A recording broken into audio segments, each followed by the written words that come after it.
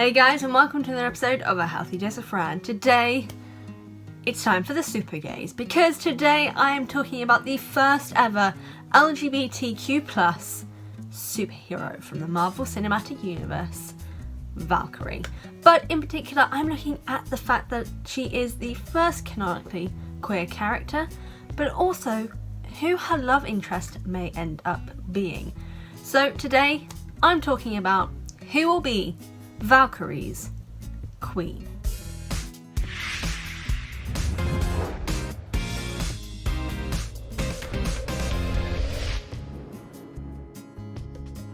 Now I know that Valkyrie is a bisexual character, and that does mean that she will have romantic male and female interests, but I'm gay, so I want to see her in a relationship with a woman because I need that in my life. So if you guys have your own male characters that you think she should end up with, let me know in the comment section.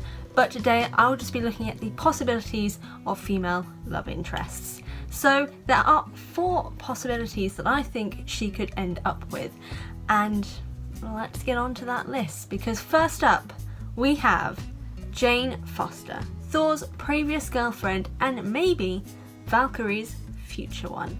Now the reason why I say this is because Jane Foster is returning to the Thor world in the next film, where we'll be exploring a bit more of Thor and Valkyrie. So Jane and Valkyrie will be meeting, and Jane, as we know, is to become She-Thor.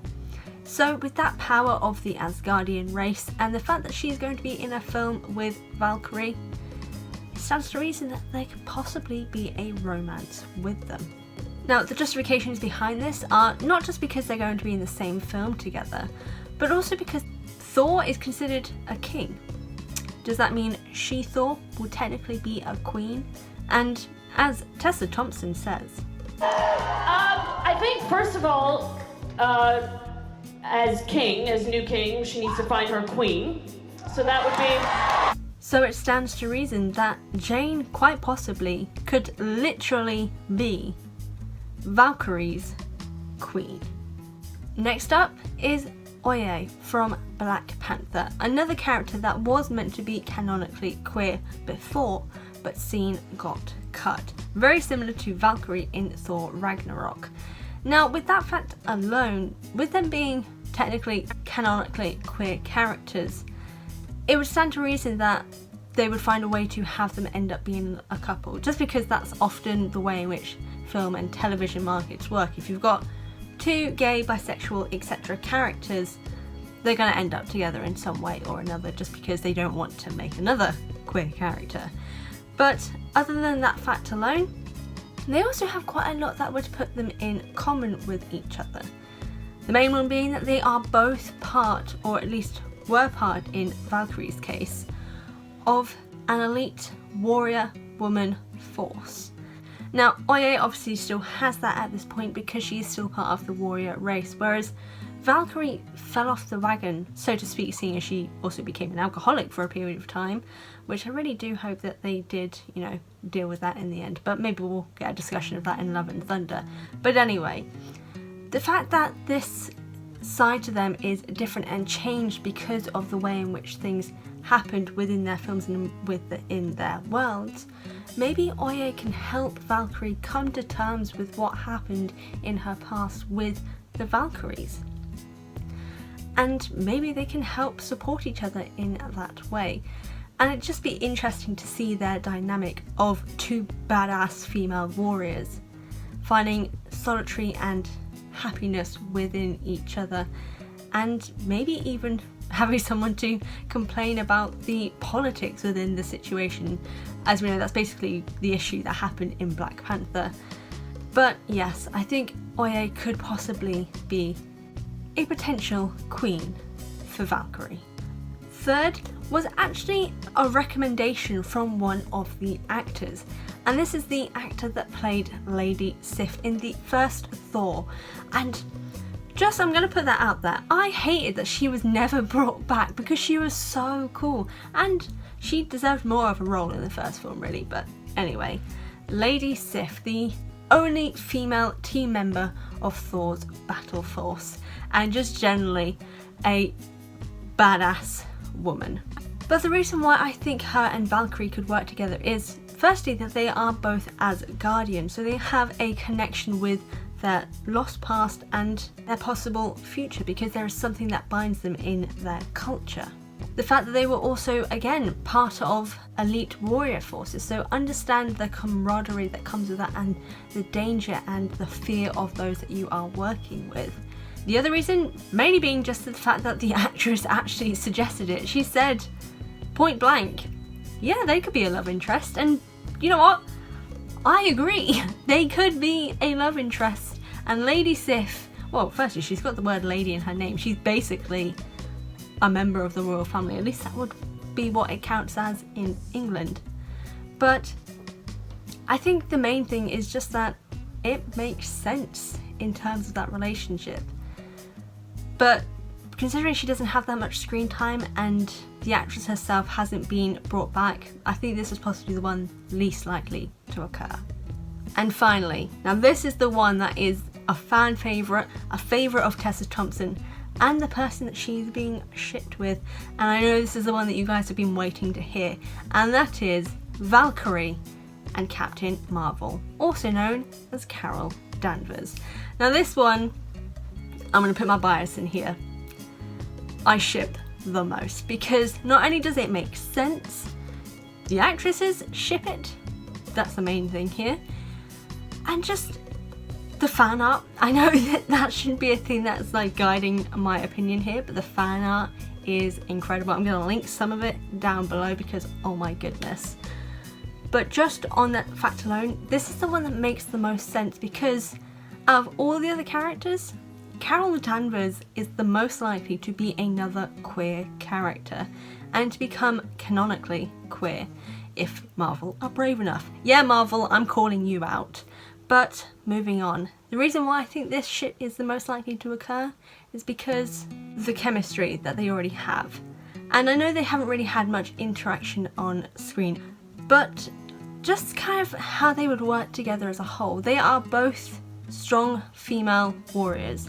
They are both from other worlds who have ended up on Earth, either because that's just kind of the only place they had to go to in Valkyrie's case, or just because it was an accident in terms of Carol. And yes, Carol was able to go away and she's been going around the world and the universe to help save people, which, by the way, in terms of a commute, really makes it easy to be able to go and visit your girlfriend on weekends, because you can just shoot across the universe. You can be from one place to the other and you have no worries about the commute, because you can just be there in an instant. I know that's not a justification for them to being together, but for me it'd just be easy, really, wouldn't it? But anyway, the idea of Carol possibly having already been in a same-sex relationship also adds to this idea that they could be a couple. Now, Carol very clearly had a relationship with her friend from Captain Marvel, Monica. And they basically raised a child together as well. So Carol has that experience of a relationship. And Valkyrie, did have one as well. Not that it was ever shown in the film because Marvel suck, but the relationship idea and the fact that they have a past makes sense. And for Valkyrie, it ended in tragedy. And most likely for Carol, it does as well, because Monica would have grown old in the time that she had to go across the universe to save everyone. But just in general, they have this past. And Endgame Carol has such lesbian vibes that I literally can't. And I know I haven't given enough justification behind the idea of Carol and Valkyrie being a couple, other than easy commute, bi and lesbian vibes. The fact that they have a possible past with sad and devastating endings for past relationships, and the fact that they were part of warrior races. Valkyrie is part of the Valkyries. They were literally made for war. Carol was kidnapped and used by the Kree to become a warrior against her will. And yes, with the Valkyries, it was Valkyrie's choice. For Carol it wasn't, but she will understand the struggles of being a warrior and only knowing war and only knowing death. So I think they could help fix each other and help understand each other's worlds and each other's pasts. I think that is the big thing for Valkyrie, because I love Valkyrie, and her in Thor Ragnarok I feel was a little more underrated than I wanted. I wanted a bit more. I know it's obviously it's meant to be about Thor, but I want to know more about her. And I hope in Thor Love and Thunder we do learn more. I want to know, how did she combat her alcoholism?